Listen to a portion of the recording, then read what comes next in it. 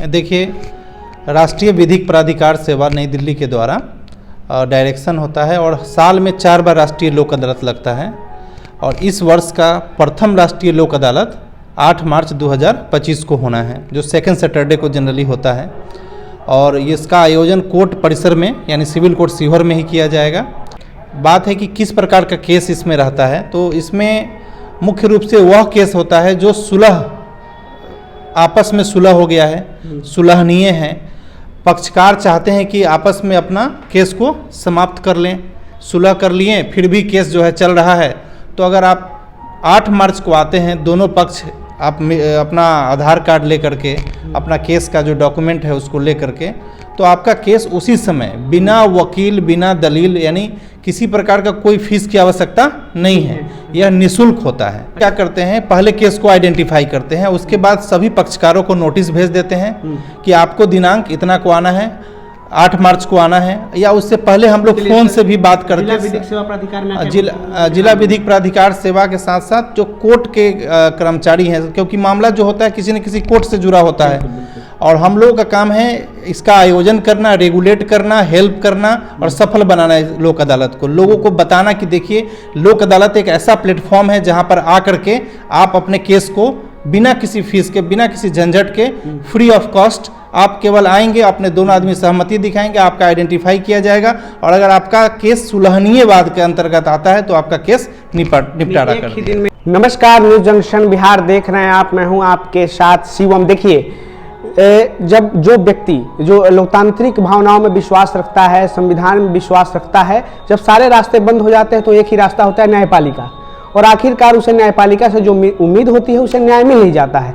लेकिन अभी हमारे साथ मौजूद है जिस मुद्दे पे बात करने के लिए। लोक अदालत एक बहुत बड़ा मुद्दा है और कहीं ना कहीं इससे तमाम केसों का निपटारा किया जाता है, जो गरीब हैं, असहाय हैं, और तमाम कई सारी मुद्दे हैं जिस पे लोक अदालत काम करती है। हमारे साथ अभी मौजूद हैं DLSA जिला विधिक सेवा प्राधिकार के सचिव और माननीय न्यायाधीश महोदय श्री ललन कुमार सर मौजूद हैं। सबसे पहले स्वागत है सर आपका। Thank you sir. आज हम बात करेंगे लोक अदालत पे। कहीं ना कहीं लोक अदालत काफ़ी एक जनता के लिए सहूलियत भरा पर्याय बन चुका है। कहीं ना कहीं लोक अदालत 8 मार्च को शिवहर में लगना है, तो सर इसकी क्या प्रक्रियाएं होती हैं, किस प्रकार के केस इसमें मेंशन किए जाते हैं, लोगों को न्याय मिलता है? देखिए, राष्ट्रीय विधिक प्राधिकार सेवा नई दिल्ली के द्वारा डायरेक्शन होता है और साल में 4 बार राष्ट्रीय लोक अदालत लगता है। और इस वर्ष का प्रथम राष्ट्रीय लोक अदालत 8 मार्च 2025 को होना है, जो सेकेंड सैटरडे को जनरली होता है। और इसका आयोजन कोर्ट परिसर में यानी सिविल कोर्ट सीहोर में ही किया जाएगा।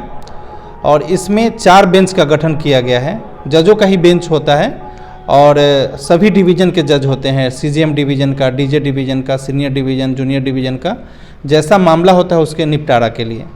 और जहाँ तक बात है कि किस प्रकार का केस इसमें रहता है, तो इसमें मुख्य रूप से वह केस होता है जो सुलह, आपस में सुलह हो गया है, सुलहनीय है, पक्षकार चाहते हैं कि आपस में अपना केस को समाप्त कर लें, सुलह कर लिए, फिर भी केस जो है चल रहा है, तो अगर आप 8 मार्च को आते हैं, दोनों पक्ष आप अपना आधार कार्ड ले करके, अपना केस का जो डॉक्यूमेंट है उसको ले करके, तो आपका केस उसी समय बिना वकील, बिना दलील, यानी किसी प्रकार का कोई फीस की आवश्यकता नहीं है, यह निःशुल्क होता है। अच्छा। और यह मौका दिया जाता है कि अगर कोई मामला है जो उसको आपसी निपटारा से ख़त्म करना चाहते हैं तो आप कर सकते हैं। यानी बिल्कुल यह निःशुल्क होता है और कोई भी जो सुलह करना चाहता है, जो इस प्रकार के मामले होते हैं, वो ये कर सकता है। सर, किस प्रकार के मामले इसमें होते हैं सर? इसमें NI एक्ट से जुड़ा हुआ, जैसे कोई चेक बाउंस का केस है वो हो गया, कोई फैमिली का मैटर है, जैसे कोई फैमिली कोर्ट में केस चल रहा है, पति पत्नी के बीच का जो मैट्रिमोनियल केसेज होते हैं वो होता है।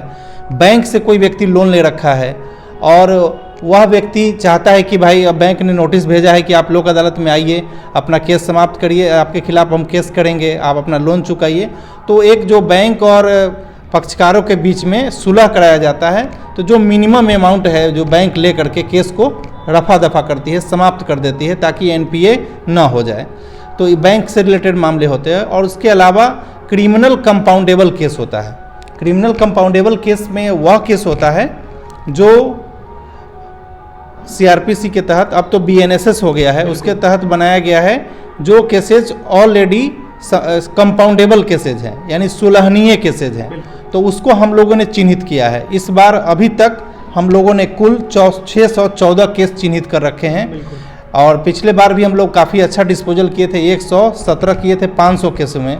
तो इस बार भी उम्मीद है कि हम लोग लगभग 150 केस को डिस्पोजल करेंगे। तो इसकी प्रक्रिया क्या है, कैसे लोग इसमें आवेदन की प्रक्रिया कुछ होती है या पहले कुछ? हम लोग क्या करते हैं, पहले केस को आइडेंटिफाई करते हैं, उसके बाद सभी पक्षकारों को नोटिस भेज देते हैं कि आपको दिनांक इतना को आना है, 8 मार्च को आना है, या उससे पहले हम लोग फ़ोन से भी बात करके जिला विधिक सेवा प्राधिकार में जिला विधिक प्राधिकार सेवा के साथ साथ जो कोर्ट के कर्मचारी हैं, क्योंकि मामला जो होता है किसी न किसी कोर्ट से जुड़ा होता है, और हम लोगों का काम है इसका आयोजन करना, रेगुलेट करना, हेल्प करना और सफल बनाना है लोक अदालत को। लोगों को बताना कि देखिए लोक अदालत एक ऐसा प्लेटफॉर्म है जहां पर आकर के आप अपने केस को बिना किसी फीस के, बिना किसी झंझट के, फ्री ऑफ कॉस्ट आप केवल आएंगे, अपने दोनों आदमी सहमति दिखाएंगे, आपका आइडेंटिफाई किया जाएगा, और अगर आपका केस सुलहनीय वाद के अंतर्गत आता है तो आपका केस निपटारा कर एक ही दिन में निपटारा कर दिया हाँ, जाए। वो आपको अवार्ड दिया जाता है, अच्छा। पंचाट दिया जाता है, और वह पंचाट सुप्रीम कोर्ट तक वैलिड होता है। सर, जैसे पिछली बार आपने बताया कि हम लोगों ने 117 केसेस को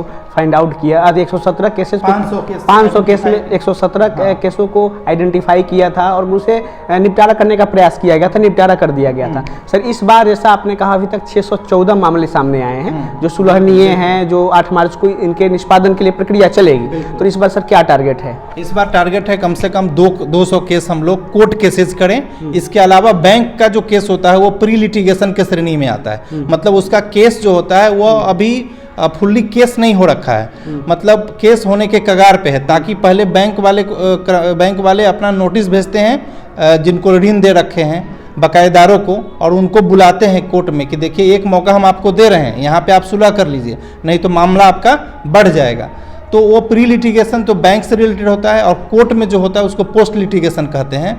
तो वैसे केसेस 614 हैं, और वैसे बैंक का जो केस है वो लगभग 5000 से अधिक है, और उम्मीद है कि इस पिछले बार लगभग 50 लाख से ऊपर जो है रिकवरी हुआ था। इस बार भी उम्मीद है कि 1 करोड़ तक हम लोग पहुँचेंगे, और बढ़िया परफॉर्मेंस बैंक भी करेगी और न्यायालय के द्वारा भी परफॉर्मेंस किया। अंतिम बात एक और, जो न्यायपालिका में विश्वास रखते हैं और कहीं ना कहीं जो जैसे आपके लोक अदालत में भी प्रश्न रखा गया है, ये भी एक पॉइंट रखा गया है, जो असहाय हैं, जिनकी आय कम है, 1.5 लाख से कम है, या जिनको जो गंभीर रोग से ग्रसित हैं, महिलाएँ हैं, बच्चे हैं, उनको भी विशेष छूट दी जाती है। देखिए लोक अदालत तो एक हम लोग का विंग है, राष्ट्रीय जिला विधिक सेवा प्राधिकार के द्वारा विभिन्न प्रकार के कार्यक्रम किए जाते हैं, जिसमें एक कार्यक्रम जो है लोक अदालत का आयोजन करना है।